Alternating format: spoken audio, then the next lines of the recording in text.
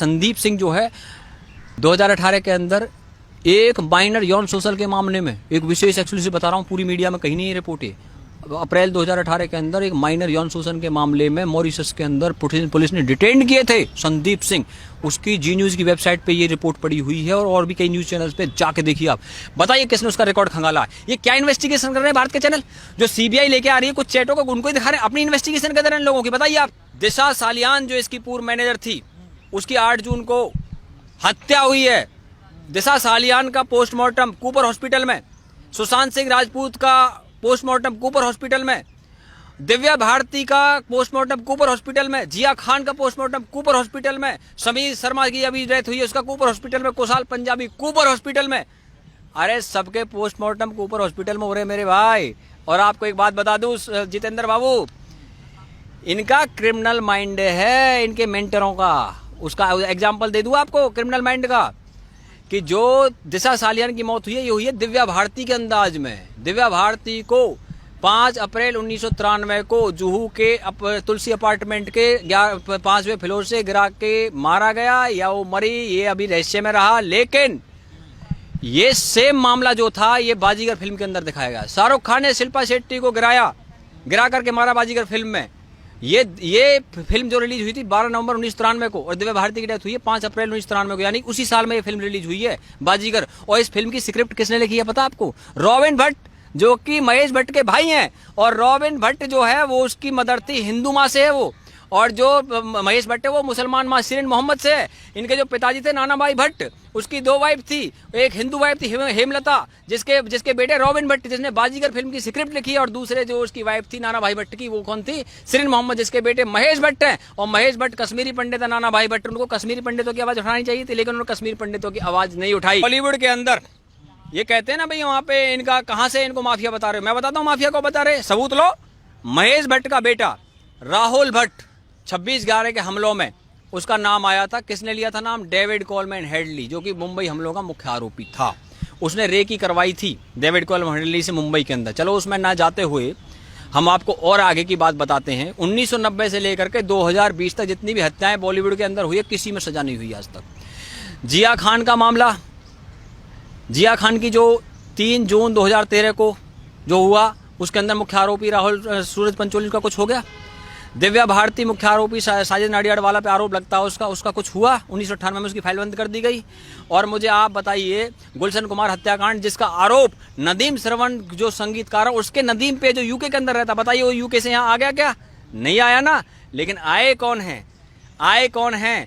ये जो लोग सोचते हैं मुंबई में बैठ करके हमारा कोई कुछ नहीं करेगा, अरे भैया अबू सलेम और मोनिका बेदी को पुर्तगाल से भारत लेके आ गए, और क्रिश्चियन मिशेल को दुबई से भारत लेकर के आ गए, एक्सट्रेडेट किया था। उसके अंदर Christian Michel Agusta Westland deal का मुख्य आरोपी था। और अगस्टा वेस्टलैंड डील वो डील है जिसके अंदर कोर्ट के ऑर्डर में लिखा है कि सिग्नोरा गांधी यानी कि श्रीमती Gandhi, Sonia Gandhi is the main accused. Subramaniam Swamy ने भारत की पार्लियामेंट में खड़े होकर के बोला था कि Sonia Gandhi is the main accused in Agusta Westland deal.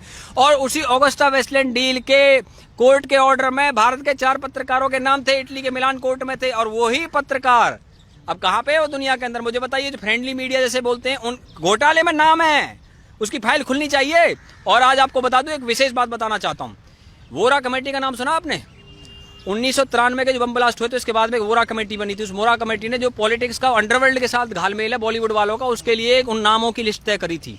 और वो वोरा कमेटी की रिपोर्ट आज तक जो है पब्लिक नहीं की गई है, केवल उसके 20 पेज पब्लिक किए गए हैं, बाकी पेज नहीं पब्लिक किए गए। आज मैं भारत के होम मिनिस्टर से चाहता हूं उस धमाका कर देगी भारत के अंदर। वो उस रिपोर्ट के अंदर ऐसे नाम है, उसमें दाऊद इब्राहिम की डी कंपनी से जिन लोगों के संबंध थे मुंबई और दिल्ली के अंदर, उन लोगों के नाम वोरा कमेटी के अंदर है। वोरा कमेटी की रिपोर्ट एक्सपोज की जानी चाहिए, क्योंकि भारत के पत्रकार भी, आपको पता है कि भारत का सुप्रीम कोर्ट रात को 3 बजे खुला, 25 एडवोकेट गए। किसके लिए खुला? दाऊद इब्राहिम की डी कंपनी का गुंडा था वो याकूब मेमन, जिसके लिए भारत का सुप्रीम कोर्ट खुला था। दुबई में बैठ करके उन लोगों ने यहाँ भारत के सुप्रीम कोर्ट के लिए एडवोकेट भिजवा दिए। और जहां तक बात है, आपको मैं बता दूं, आज ड्रग्स के मामले सामने आ रहे। अरे भैया ड्रग्स के मामले, जितेंद्र जी मैं एक ऐसा व्यक्ति हूं, ये तो जब अभी सुशांत का केस आ गया इसलिए चैनल वाले बोल रहे हैं, हम तो पहले से भी जब इन चीजों की चर्चा करते रहे हैं, क्योंकि ये money laundering, drugs casting couch, इसका सारा जो वहाँ पे घालमेल है, ये एक मामला नहीं है, ये मल्टीपल मामले हैं। मल्टीपल मामले कैसे, उदाहरण के साथ बता देता हूँ। बंटी सचदेव कॉर्नरस्टोन कंपनी का सीईओ, कॉर्नरस्टोन कंपनी के अंदर दिशा सालियान काम करती थी, कॉर्नरस्टोन के अंदर ही श्रुति मोदी काम करती है। जो ये श्रुति मोदी है, ये एक्स मैनेजर है किसकी, सुशांत सिंह राजपूत की। और श्रुति मोदी जो उसके अंदर मैनेजर रही है, तो कॉर्नरस्टोन की जो कंपनी का मालिक है बंटी सचदेव, उसको कल इंटेरोगेट किया सीबीआई ने। बंटी सचदेव की जो बहन है सीमा सचदेव, वो सोहेल खान की वाइफ है, और उनके अरबाज खान के संबंध है, ह्यूमन के साथ संबंध है बंटी सचदेव के। बंटी सचदेव जो है वो विराट कोहली, केएल राहुल, रविंद्र जडेजा, युवराज सिंह, इनके ब्रांड को मैनेज करते हैं। सानिया मिर्जा का मैनेज करते हैं। हरियाणा की जो जाट छोरी विनेश फोगाट है, उसका ब्रांड मैनेज करते हैं। और इसकी जो कंपनी है कॉर्नरस्टोन, उसकी वेबसाइट पे जाइए, वो कहते हैं किंगडम ऑफ 7 ड्रीम्स, यानी किंग ऑफ 7 ड्रीम्स, जो 7 किंगडम्स का मैं किंग हूँ, ऐसा उसके वेबसाइट के अंदर लिखा है। तो उसको इंटेरोगेट किया गया है। तो उसका जो क्रिकेट, बॉलीवुड, पॉलिटिक्स, तीनों जगह मामला है। और आज जो ड्रग्स के बड़े बड़े पेडलर निकल रहे हैं, मैं आपसे पूछना चाहता हूं, जो वर्ल्ड के अंदर ड्रग्स का सारा कारोबार चलता है, आज से थोड़ी चलता है, ये तो बहुत लंबे समय से चलता है। लेकिन आज जो भारत सरकार की जो एजेंसी है, जिसका नाम है नारकोटिक्स कंट्रोल ब्यूरो, तो नारकोटिक्स कंट्रोल ब्यूरो जो वहां पे गई हुई है, होम मिनिस्ट्री को रिपोर्ट करती है, सीबीआई पीएमओ को रिपोर्ट करती है, ईडी फाइनेंस मिनिस्ट्री को रिपोर्ट करती है। आज भारत सरकार का पूरा तंत्र आज वहां पे इन सब चीजों को निकालने में लगा हुआ है। और जितेंद्र जी, आपको एक बात और बता दूं, मैं अगर मैं आज चर्चा कर ही रहा हूं तो देखिए, इसमें 6 मार्च 2017 को करण जौहर ने लंदन स्कूल ऑफ इकोनॉमिक्स के अंदर बोला था कि कंगना रनावत को बॉलीवुड से आउट करो, she is playing women card and victim card. Exact quote कर रहा हूं उसके वर्ड को। अब आप मुझे बताइए, करण जौहर कौन है कंगना रनावत को बॉलीवुड से निकालने वाले? करण जौहर को क्यों चिढ़ हो रही है भैया इस चीज की? करण जौहर सबसे पहले इस बात का जवाब दें कि अप्रैल 2018 के अंदर उसके घर पे जो पार्टी हुई थी, उस पार्टी पे ड्रग्स की पार्टी बताया जा रहा है, उस पे आरोप लगे थे ड्रग्स लेने के। तो मैं आपसे जानना चाहता हूं, आप मुझे बता दीजिए कि करण जौहर की पार्टी में कौन कौन लोग शामिल थे? रणबीर कपूर था, अर्जुन कपूर था, मलाइका अरोड़ा थी, दीपिका पादुकोण थी, विक्की कौशल थे, उसके अंदर ये वरुण धवन था, शाहिद कपूर था। इस पार्टी के बाद में एफआईआर करवाई थी मनिंदरजीत सिंह सिरसा ने, जो कि है दिल्ली के अंदर एक बीजेपी के एमएलए। आप मुझे बताइए कि जब ये पार्टी सामने आ गई तो उसके बाद में मुंबई पुलिस ने उन पर कार्रवाई क्यों नहीं की? और मुंबई पुलिस के जो कमिश्नर साहब हैं, वो तो बहुत अच्छे रहे पूरे जीवन में, बल्लभगढ़ से आ गए, फरीदाबाद में उनका गाँव पड़ता है। और ये सारा जो खेल है भैया, मैं तो आपसे एक ही बात कहूँगा जितेंद्र जी, जो सबसे बड़ी जो चीज़ है वो ये है कि ये सब सीबीआई के घेरे में और इनका फ्यूचर अंधेरे में है।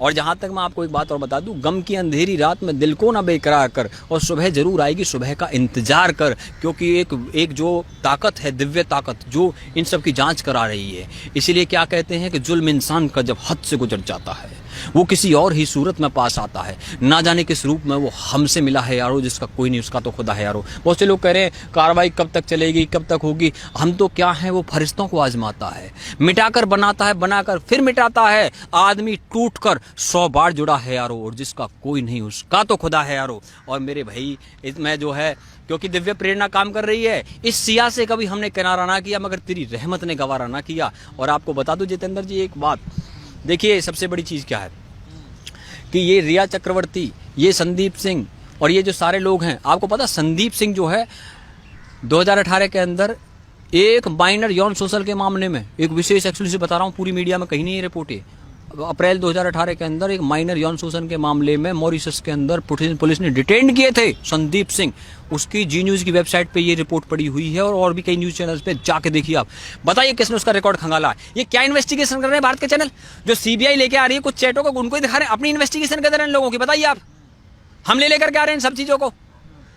और दूसरी बात यह है कि जो इन लोगों ने आज ये केस आया है, तो क्या ये इस केस से पहले ये ड्रग्स के खेल नहीं चलते थे वहाँ पे? तो आज तक किसी चैनल ने क्यों नहीं दिखाया उनको? अब जब कोई केस हो जाता तभी दिखाएंगे ये।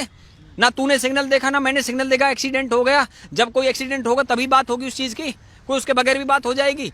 अरे भैया जितेंद्र जी, ये जो सारे गेम चल रहे हैं ना वहाँ पे, देखो अंडरवर्ल्ड का बहुत बड़ा नेटवर्क बॉम्बे में काम करता है, और ये सारा जो नेटवर्क है अंडरवर्ल्ड का, वहाँ पे ये 1990 के समय में बहुत जोर था वहाँ पे, शिवसेना ने उसको कम किया था।